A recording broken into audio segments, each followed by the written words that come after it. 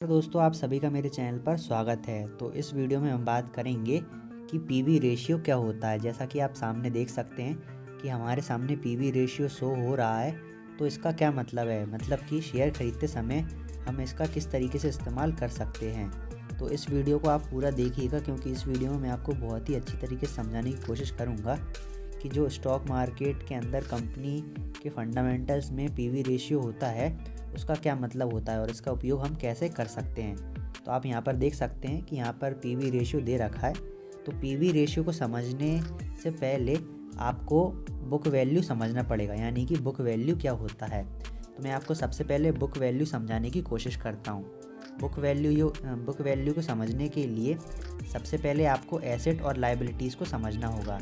Asset मतलब वो जो कंपनी की ग्रोथ के लिए चीज़ काम कर रही है, यानी कि जो भी वस्तु है जो कि कंपनी के ग्रोथ के लिए बहुत ज़्यादा ज़रूरी है उसे एसेट बोला जाता है। जैसे कि जो कंपनी है उसकी जो फैक्ट्री वगैरह है, वो जो ज़मीन है उसे हम एसेट में ले सकते हैं, और उस फैक्ट्री के अंदर जो मशीनें हैं वो भी कंपनी की ग्रोथ के लिए बहुत ज़्यादा ज़रूरी है, तो उसे हम एसेट में शामिल कर सकते हैं। अब हम बात करते हैं लायबिलिटीज़ मतलब कंपनी को कोई चीज़ वापस लौटानी है, जैसे कि लोन वगैरह हो गया या फिर किसी से कोई कर्ज वगैरह ले रखा है, तो वो कंपनी को अगर लौटाना है तो वो लायबिलिटीज़ हो गया। तो बुक वैल्यू में क्या रहता है कि जो हमारे एसेट रहते हैं उसकी वैल्यू माइनस लायबिलिटीज़, यानी कि मान लीजिए कि जो हमारी कंपनी है उसकी जो ज़मीन है उसकी कीमत कुछ 10 करोड़ है, और जो हमारी मशीन है उनकी कीमत भी 10 करोड़ है, तो ये टोटल 20 करोड़ हो गया जो हमारा एसेट वैल्यू है कंपनी का। और मान लीजिए कि हमें 5 करोड़ का लोन ले रखा है जो कि हमें लौटाना है। तो इस कंडीशन में 20 करोड़ माइनस 5 करोड़ कर देंगे तो जो आंसर आएगा वो आएगा 15 करोड़, यानी कि जो 15 करोड़ है वो हमारी बुक वैल्यू निकल जाएगी। तो मुझे उम्मीद है कि आपको यह समझ आ गया होगा कि बुक वैल्यू कैसे निकालना है। किसी भी कंपनी के एसेट को हमें लायबिलिटी से माइनस कर देना है, तो जो आंसर आएगा वो हमारा बुक वैल्यू आ जाएगा। तो जैसा कि आप देख रहे हैं यहाँ पर हमने मतलब कि टाटा मोटर्स का शेयर लिया है और इसकी जो बुक वैल्यू है वो 161 है, यानी कि जो इसकी एसेट की वैल्यू है लायबिलिटीज़ को माइनस करने के बाद वो पर शेयर 161 है। तो यहाँ पर जो इसकी बुक वैल्यू है वो 161 है। अब इसके बाद अब हम समझते हैं कि जो पीवी रेशियो है इसे हमें किस तरीके से निकालना है।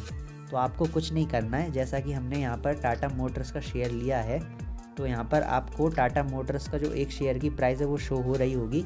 तो आपको कुछ नहीं करना है।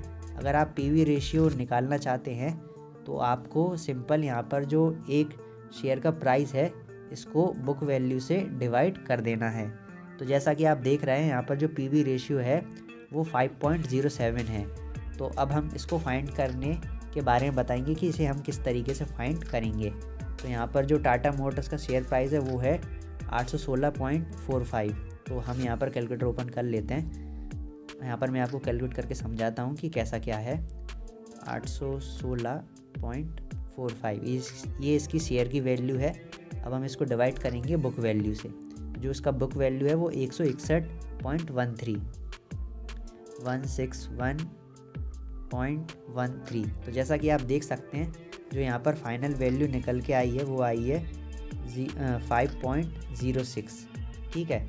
अब इसके बाद अब हम देखते हैं कि यहाँ पर जो पीवी रेशियो वो कितना है। तो यहाँ पर आप देख सकते हैं यहाँ पर जो पीवी रेशियो है वो है 5.07। अब ये 07 क्यों आया मैं आपको समझाता हूँ। जैसा कि आप यहाँ पर देख सकते हैं यहाँ पर आया था 5.06। जैसा कि आपने मैथ्स पढ़ा होगा तो 6 के आगे अगर कोई डिजिट है वो 5 से ज़्यादा है तो राउंड ऑफ करके 7 में कन्वर्ट हो जाएगा, यानी कि 5.07 हो जाएगा। तो जैसा कि आप देख सकते हैं मैंने यहाँ पर आपको लाइव पीवी रेशियो फाइंड करके दिखाया है कि आप किस तरीके से किसी भी कंपनी का पीवी रेशियो फाइंड कर सकते हैं। तो मैं आपको थोड़ा और समझाना चाहूँगा, जैसे कि जो बुक वैल्यू है वो और क्या क्या होती है। जैसा कि मैंने आपको बताया था कि आपको कंपनी के एसेट को लायबिलिटीज़ से माइनस कर देना है और जो आंसर आएगा वो यहाँ पर बुक वैल्यू में आ जाएगा। बुक वैल्यू का एक ये भी मतलब होता है, जैसे कि मान लीजिए कि आपने टाटा मोटर्स का एक शेयर ख़रीदा है 816 रुपये का। अगर किसी कारण की वजह से जो टाटा मोटर्स कंपनी है वो डूब जाती है, फिर बंद हो जाती है, तो जो आपने एक शेयर ख़रीदा था 816 रुपये का उसकी जगह आपको 161 रुपये दिए जाएंगे।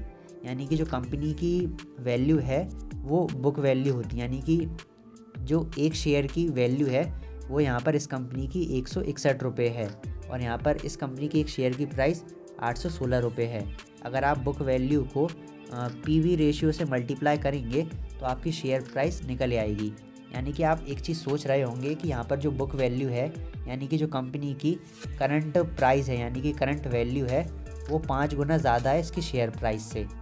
यानी कि अगर आप जो इसकी बुक वैल्यू उसको 5 से मल्टीप्लाई करेंगे तो आपका शेयर प्राइस निकल के आ जाएगा। तो आप सोच रहे होंगे कि जो कंपनी की वैल्यू है वो पर शेयर 161 रुपये है, पर लेकिन यहाँ पर हमें शेयर ख़रीदने के लिए 816 रुपये देने पड़ रहे हैं। तो इस कंडीशन में आपको कंपनी के बारे में एनालाइज़ करना होगा। इसका यह भी कारण हो सकता है कि कंपनी बहुत अच्छा परफॉर्मेंस कर रही हो या फिर आने वाले समय में बहुत अच्छा परफॉर्मेंस कर सकती है। इस कारण की वजह से जो कंपनी का बुक वैल्यू है वो बहुत ज़्यादा कम है, मतलब कि इसके शेयर प्राइस से। और जैसा कि मैंने आपको बताया था कि बुक वैल्यू फाइंड करने के लिए आपको कुछ नहीं करना है, कंपनी के जो एसेट रहते हैं उसको लायबिलिटीज़ से माइनस कर देना है। पर लेकिन जैसा कि मैंने आपको बताया था कि जो कंपनी के एसेट रहते हैं, एसेट में सिर्फ हम फिज़िकल चीज़ों को ही शामिल करते हैं, जैसे कि कोई वस्तु वगैरह हो गई उसे। जैसे कि हमने इस कंपनी के एसेट में कंपनी जिस ज़मीन पर मतलब कंपनी बनाई गई है या फिर कंपनी का काम चलता है उस ज़मीन को इंक्लूड किया था, और वहाँ पे जो मशीन वगैरह है उनको इंक्लूड किया था। पर लेकिन कंपनी के फ़ायदे के लिए जो मतलब कि जो एम्प्लॉय वगैरह काम करते हैं उनकी वजह से कंपनी चल रही है और उन्हीं की वजह से कंपनी को ज़्यादातर प्रॉफिट हो पाता है। तो हमने उन्हें मतलब कि कंपनी के एसेट में इंक्लूड नहीं किया था, यानी कि शामिल नहीं किया था, जिस वजह से जो उसका शेयर प्राइस है वो कई गुना ज़्यादा है बुक वैल्यू की तुलना में। तो आप यहाँ पर समझ गए होंगे कि यहाँ पर जो फंडामेंटल्स में बुक वैल्यू है उसका क्या मतलब होता है और पीवी रेशियो किस तरीके से निकाला जाता है, और यहाँ इन दोनों का शेयर प्राइस से कैसा लिंक रहता है। अब मैं आपको दूसरा शेयर ओपन करके दिखाता हूँ और समझाता हूँ कि आप पीवी रेशियो किस तरीके से फाइंड कर सकते हैं, यानी कि जो मैंने आपको तरीका बताया था वो तरीका सही है या फिर गलत है। तो यहाँ पर हम महिंद्रा एंड महिंद्रा का मतलब कि स्टॉक ओपन कर लेते हैं, और जैसा कि आप यहाँ पर देख रहे हैं जो इसकी शेयर प्राइस है वो 1624 रुपये है और जो इसकी बुक वैल्यू है वो 486 है। ठीक है, अब मैं आपको पीवी रेशियो निकाल के दिखाता हूँ कि 3.33 कैसे आएगा। तो आपको कुछ नहीं करना है, आपको इसकी शेयर प्राइस को इसकी बुक वैल्यू से डिवाइड कर देना है।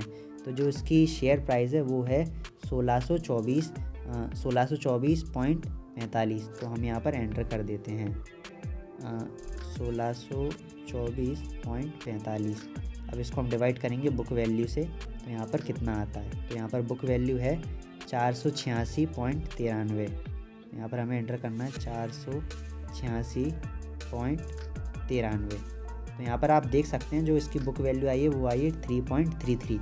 जैसा कि हमने यहाँ पर देखा था, यहाँ पर भी इसकी जो पीवी रेशियो आया है वो आया है 3.33। तो आप इस तरीके से किसी भी कंपनी का पीवी रेशियो निकाल सकते हैं। तो यहाँ पर मैंने आपको बिल्कुल अच्छी तरीके से समझाया है कि बुक वैल्यू क्या होता है, पीवी रेशियो क्या होता है और शेयर प्राइस का इनसे क्या कनेक्शन रहता है।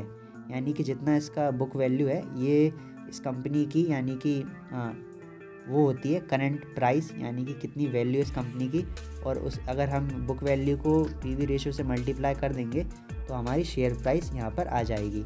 तो आपको इस तरीके से इसको समझकर शेयर को बाय करने में और सेल करने में इस्तेमाल करना है। तो मुझे उम्मीद है कि इस वीडियो में मैंने आपको जो भी समझाया है वह आपको अच्छे समझ में आया होगा। अगर आपको कोई भी समझ में नहीं आई हो तो आप मुझे कमेंट करके पूछ सकते हैं। मैं आपको हर एक चीज़ का अच्छे से मतलब बताने की कोशिश करूँगा और आपको समझाने की कोशिश करूँगा। तो इस वीडियो को हम यहीं पर समाप्त करते हैं। धन्यवाद।